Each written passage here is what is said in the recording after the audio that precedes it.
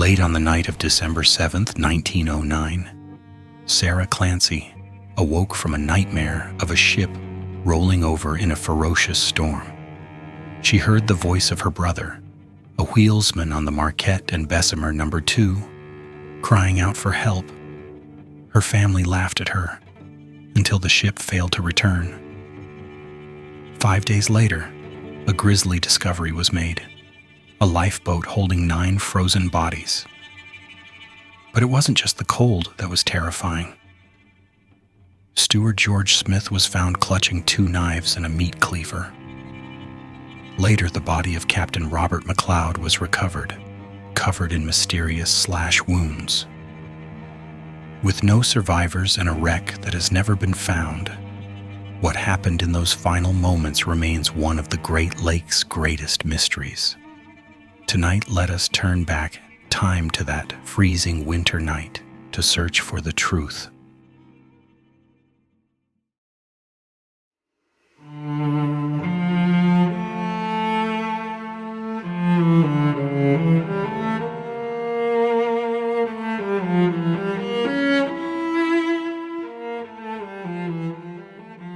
On that cold morning of December 7th, 1909, Purser R.C. Smith stood on the windswept docks of Canute, Ohio, meticulously counting. He watched as 30 massive rail cars were swallowed by the ship's iron belly. 26 cars of coal, 3 of structural steel, and 1 of iron castings. This was no ordinary freighter. It was a 350-foot fortress of industrial might, a steel bridge across the treacherous waters of Lake Erie.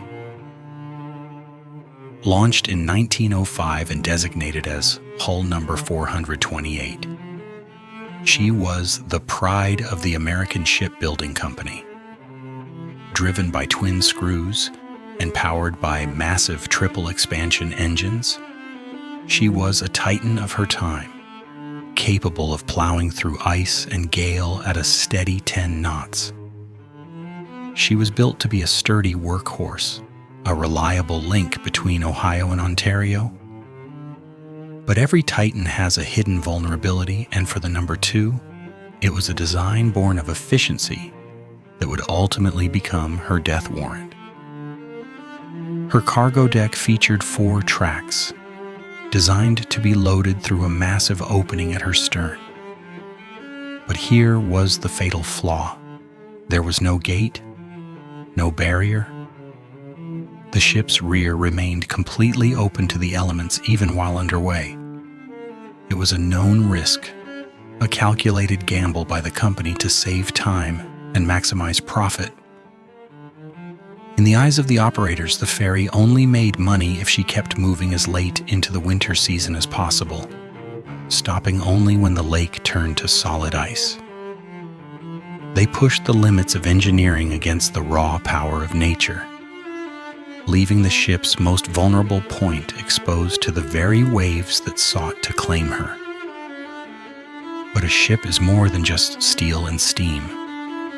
It is the heartbeat of the men who sail her. The number 2 was commanded by the seasoned and respected Captain Robert McLeod. He was a man of the lake, one of 7 brothers, 6 of whom had dedicated their lives to the water. Beside him stood his oldest brother, John, acting as first mate. John was a captain in his own right, but he chose to sail as a subordinate just to be close to his brother and his new home in Connaught. This was the siren song of the car ferry service. Unlike the deep-sea sailors or long-haul freighter crews who vanished for months at a time, these men had a rare luxury. They could go home. The daily route allowed them to see their wives, to kiss their children goodnight, and to sleep in their own beds. This promise of a normal life attracted the best local men, fathers, sons, and brothers, who saw the ferry not just as a job, but as a way to remain anchored to the land they loved. In late November of 1909, only a short time before the final voyage. The ship had been caught in a fierce gale that nearly claimed her then and there. Because of that gaping open stern, the water didn't just spray the deck. It lunged into the hold. The crew had watched in terror as the lake attempted to swallow them from behind. They survived, but the psychological scars remained.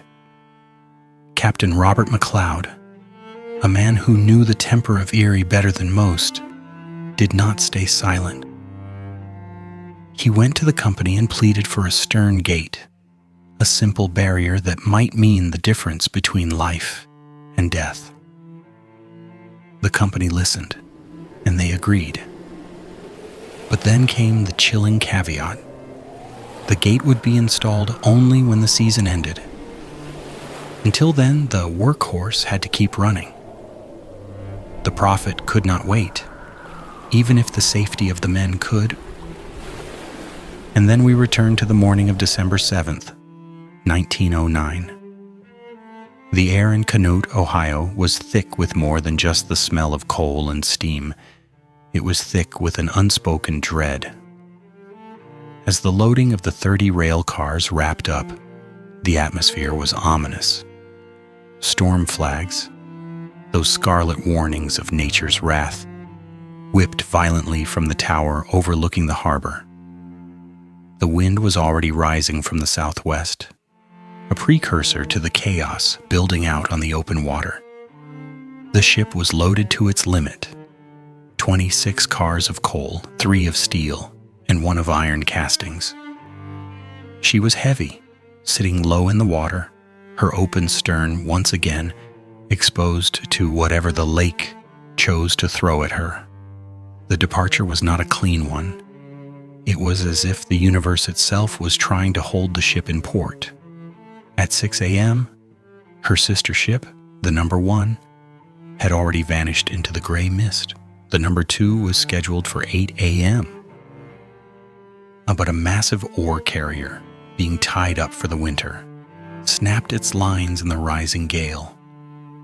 Its stern swung out, blocking the narrow channel like a barricade. For 2 long hours, the crew of the number 2 watched and waited. Perhaps in those 2 hours, some of them hoped the voyage would be canceled. But eventually the channel was cleared. Captain McLeod ordered slow ahead. The engines groaned, the screws turned, and the great steel fortress began to inch away from the safety of the dock. But then a cry rang out across the harbor. A man was running down the pier, shouting, waving his arms, desperate for the ship to stop. Most captains, already 2 hours behind schedule and facing a building storm, might have ignored him. But McLeod was a man of discipline and duty. He reversed the engines, allowing the stern to swing back toward the dock just enough for the man to leap aboard. This was the ship's only passenger, Albert J. Weiss, the treasurer of the Keystone Fish Company. He wasn't traveling for pleasure. He was on urgent business, clutching a briefcase that reportedly held $50,000 in cash, a fortune in 1909, intended to buy out a Canadian fishing firm. Weiss, with his heavy coat and his heavy secret, was shown to his cabin, unaware that he had just fought his way onto a ghost ship. At 10:43 a.m., the Marquette and Bessemer No. 2 finally cleared the breakwater and nosed into the open lake. The conditions were already deteriorating with terrifying speed. Wind gusts were screaming past 50 miles per hour, and the swells were already breaking hard over the bow. On the west breakwater, a small crew was struggling to install a new fog signal. Among them was Edward Pfister, the lightkeeper and a close friend of Captain McLeod. As the ship passed, McLeod stood on the bridge wing, draped in his oilskins, shouting over the roar of the wind, "Get that thing fixed. I may need it on my trip back." Pfister waved, a smile on his face, and rang the fog bell in salute. It was a brief, human moment in the face of an encroaching darkness. It was also the last time anyone would ever hear Robert McLeod's voice. As the ship sailed further out, the lake underwent a horrific transformation. The temperature, which had been at a manageable 42 degrees that morning, began a deadly vertical plunge. Within hours, it had plummeted to a bone-chilling 10 degrees. The rain turned to stinging ice, and then to a blinding white-out snow. By late afternoon, the southwest winds had intensified into a full-scale gale, screaming at 75 miles per hour. The waves grew into mountainous walls of black water, lashing at the ship from every angle. Somewhere in that white abyss, 33 men and 1 passenger were beginning a fight for their lives that they couldn't win. The lighthouse crew at Canote watched the ship's lights flicker and then disappear into the curtain of snow. That was the final confirmed sighting. From that moment on, the Marquette and Bessemer No. 2 belonged to the mystery of the deep.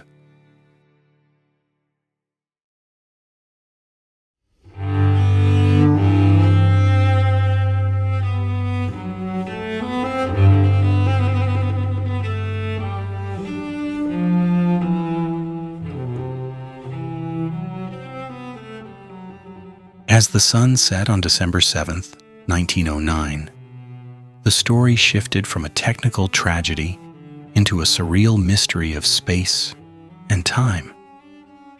In the heart of a storm that should have rendered navigation impossible, the No. 2 began to appear everywhere. It was as if the ship had been splintered by the gale, its phantom presence felt on both the north and south shores of Lake Erie at the exact same time. These accounts, preserved for over a century, don't just offer clues. They offer a cacophony of confusion that defies the laws of physics. Let us first travel to the North Shore, to Port Stanley, Ontario. Imagine Mr. Wheeler, a Canadian customs officer, peering through his frost-covered window into the black abyss of the lake. At around 6 p.m., he claimed to see the unmistakable massive silhouette of the car ferry battling mountainous waves near the harbor entrance. He watched, helpless as the ship, unable to navigate the narrow, treacherous mouth of the harbor, turned west and vanished into the snow. But the lake wasn't done with him. At 3 a.m., Wheeler was jolted awake not by the wind, but by the distinctive mournful blast of the No. 2's whistle, screaming somewhere near the harbor. He wasn't alone. 2 other residents in Port Stanley heard those same desperate calls. 7 miles to the east, in the tiny town of Bruce, another man was awoken at 5 a.m. by a whistle so loud and persistent he thought a steamer had run aground in his front yard. He ran outside into the blinding whiteout, searching for a ship he could hear but could not see. If we were to believe these Canadian witnesses, the No. 2 had reached its destination and spent the early hours of the morning frantically searching for a safe entry. But here is where the mystery curdles. At the very same hours that voices were heard in Canada, the south shore of the lake, back in Ohio, was alive with the sound of the same dying ship. At 1:30 a.m., while the storm was at its most vicious, William Rice, an operator at the Canote Harbor, stepped outside his machine. Through the roar of the 75-mile-per-hour winds, he heard it. 4 short blasts, then 5 short blasts.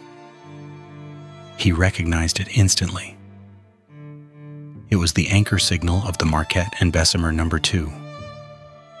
The signals repeated over and over for 15 agonizing minutes before falling into a terrifying silence. Other harbor workers and local residents confirmed his story. They knew that whistle. They heard it every single day of their lives. To them, the ship wasn't across the lake in Canada. It was right there outside their own breakwater, begging for a way home. The sightings grew even more spectral. The steamer Black lay at anchor just outside the Conneaut breakwater, its crew terrified as they rode out the storm. During the night, both the captain and the chief engineer swore they saw the distinctive towering profile of the car ferry pass their ship, heading east into the darkness.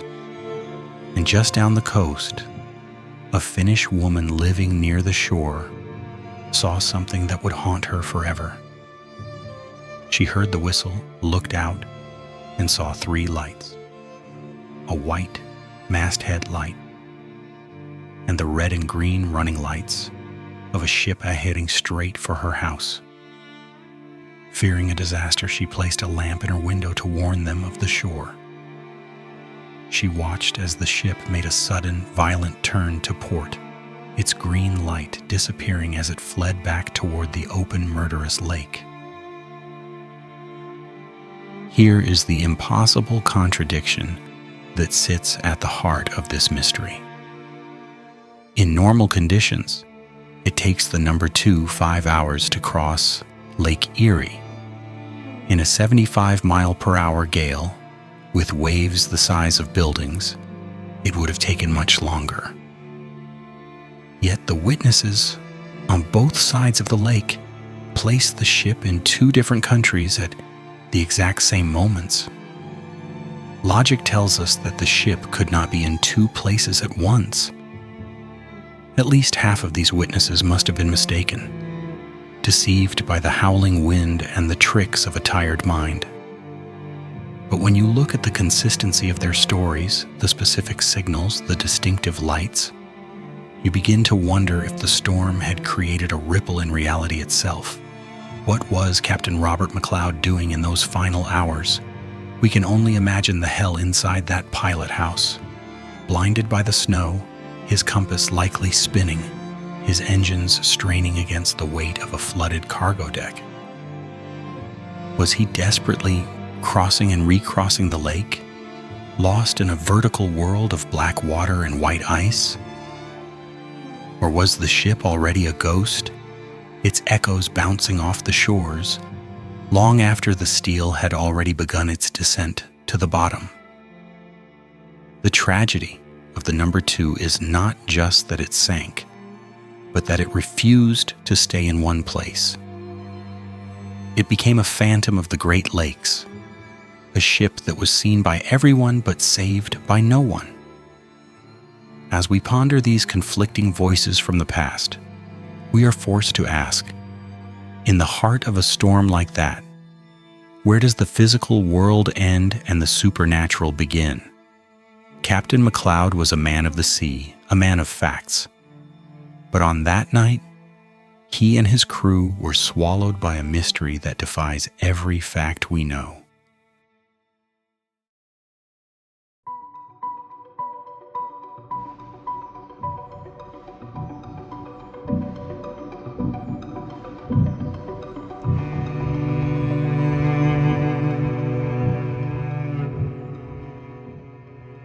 The morning of December 8th, 1909, brought a sky that was deceptively calm, but on the docks of Port Stanley and Conneaut, there was only a deafening silence.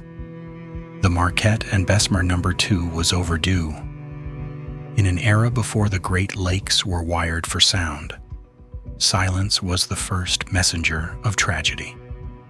The No. 2 carried no wireless equipment. No radio waves could pierce the snow to tell the world she was dying. There was only the wait. At first, the company offered excuses. Perhaps she was sheltered behind Long Point or anchored in the lee of the islands, waiting for the seas to subside. But as the hours turned into days, the dread became a physical weight. The first move in the desperate game of hide-and-seek was played by her sister ship, the Marquette and Bessemer No. 1. She was sent out into the receding waves to find her twin, but the lake offered no survivors. Instead, it gave up only fragments of a life once lived. Near the tip of Long Point, the crew of the freighter William B. Davok spotted a debris field. They saw chunks of woodwork and an empty lifeboat, all painted in a distinctive, haunting shade of green, the signature color of the No. 2's superstructure. The Davok, driven by the cold logic of maritime schedules, didn't stop to investigate. They sailed on, leaving the green fragments to drift in the icy currents. It was a decision that would later be met with harsh criticism, for those emerald splinters were the only breadcrumbs leading back to 34 lost souls. But the lake was not yet done revealing its horrors. On December 12th, 5 days after the nightmare began, Captain Jeremiah Driscoll of the tug Commodore Perry spotted a speck of white against the slate-gray water, 15 miles off the coast of Erie, Pennsylvania. It was Lifeboat No. 4. As the tug drew closer, the crew fell into a stunned silence. Inside the boat were 9 men, frozen solid in the exact positions they had occupied when the end came. They were statues of ice, their eyes staring into a distance no living man could see. A 10th man was missing, though his heavy outer clothing lay in the bottom of the boat, a chilling sign of paradoxical undressing, the final stage of hypothermia, where the mind, in its dying delirium, believes it is burning up and strips away the very clothes needed to survive. It was here, amidst the frozen dead, that the mystery took a dark, cinematic turn. On the body of steward George R. Smith, searchers found something that defied common sense. He wasn't just wearing his uniform, he was armed. Tucked into his clothing were 2 large butcher knives and a heavy meat cleaver taken from the ship's galley. Why would a man facing certain death by drowning or freezing arm himself with blades? A meat cleaver cannot stop a wave. A knife cannot cut through a gale. This discovery planted a seed of suspicion that would grow for decades. Tea-hat seed was watered 10 months later in October 1910, when the body of Captain Robert McLeod finally washed ashore in Kincardine, Ontario. The lake had kept him for nearly a year, but it had not erased the evidence of his final moments. His body was covered in deep, jagged slash wounds. When the news of the captain's injuries met the report of the steward's knives, the public's imagination caught fire. The tragedy was no longer just a shipwreck. It had become a potential crime scene. In 1968, the renowned maritime author Dwight Boyer, in his seminal work, Ghost Ships of the Great Lakes, dared to voice the theory that many had whispered in the shadows. Boyer speculated that as the Marquette and Bessemer No. 2 began to founder as the water rose and the lights flickered out, a primal chaos erupted on board. He painted a picture of a mutiny of despair. Imagine the scene. The lower-ranking crew, terrified by the open stern and the rising water, might have panicked. They may have rushed the lifeboats before the order was given, or perhaps they attempted to seize control of the ship in a mad, hopeless bid for survival. Boyer suggested an altercation, a violent struggle between the officers, led by the McLeod brothers, and a crew driven mad by fear. The knives on George Smith and the slashes on Robert McLeod's body pointed to a desperate close-quarters fight in the dark, slippery confines of a dying ship. Was George Smith guarding the lifeboats against a panicked mob? Or was he part of a faction trying to force their way off the vessel? Did the captain die not from the cold, but from the hand of his own men? We must be careful, however, to separate speculation from the cold, hard facts. There is no definitive proof of a mutiny. 10 months in the shifting ice and jagged rocks of Lake Erie can do terrible things to a human body. The slash wounds on Captain McLeod could have been the work of nature rather than man. The knives on George Smith might have been tools he snatched up in the dark, or perhaps he intended to use them to cut the lifeboat's frozen lines. Yet, the theory persists because it fits the atmosphere of that night. A night where everything that could go wrong did. The search for the Marquette and Bessemer No. 2 ended where it began, in mystery. Despite decades of searching by the best wreck hunters in the world, the hull number 428, has never been found. She remains a phantom, hidden somewhere in the deep silt of the lakebed.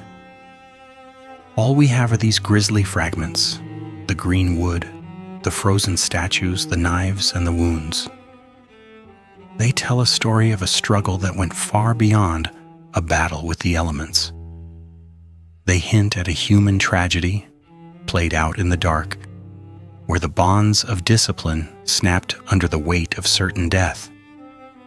Tonight, as we look at these clues, we are left to wonder, in the final hour, who were the real monsters? The waves outside the ship, or the fear inside the men?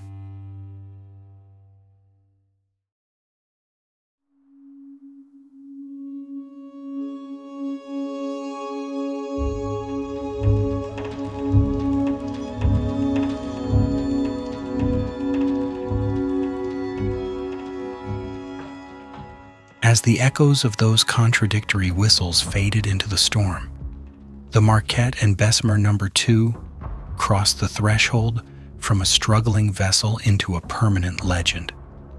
While the exact location of her final plunge remains a secret guarded by the silt of Lake Erie, the cause of her demise is a truth written in the very design that failed her. There was no official investigation in 1909. No courtroom drama to assign blame. But the maritime world knew.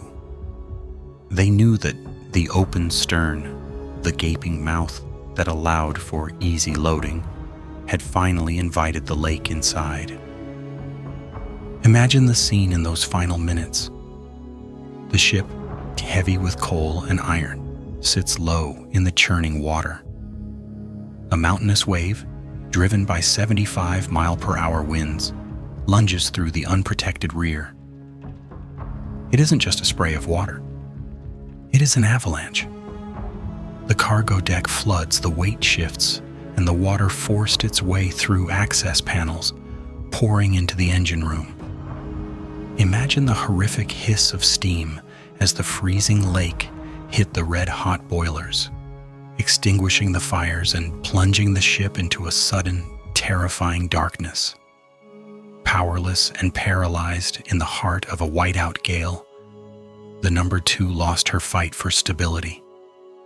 She likely rolled, her heavy rail cars shifting one last time before she surrendered to the abyss. In that cold descent, 33 to 38 lives were extinguished. Some sources differ on the exact count, but the tragedy remains the same. 33 families in Connaught and Port Stanley were left waiting for a whistle that would never blow again. Among them was the lone passenger, Albert Weiss, and his $50,000. A fortune now scattered across the lakebed, guarded by the ghosts of the men who died trying to protect it. The reaction of the Marquette and Bessemer Dock and Navigation Company was as swift as it was unsettling. Almost immediately, they ordered a replacement vessel. But in a move that many found chilling, they gave the new ship the exact same name, the Marquette and Bessemer No. 2. It was an attempt to erase the tragedy, to pretend that the hull No. 428 had never existed, and to maintain the continuity of profit. This new ship, however, carried a silent admission of guilt. Built with nearly the identical plans as her predecessor, she featured one critical addition: a stern gate. This barrier of steel was a lesson learned in blood, a late response to the pleas Captain McLeod had made before his death. Ironically, the new ship entered service on October 6, 1910. The very same day the captain's battered body was finally discovered. The replacement ship had a long, varied career, eventually being scrapped in 1997. But the original No. 2 remains at large. For over a century, she has been the holy grail for wreck hunters in the Great Lakes. Time and again, someone claims to have found her. They see a shadow on the sonar, a shape in the silt, but upon investigation, it is always another ship, another forgotten tragedy.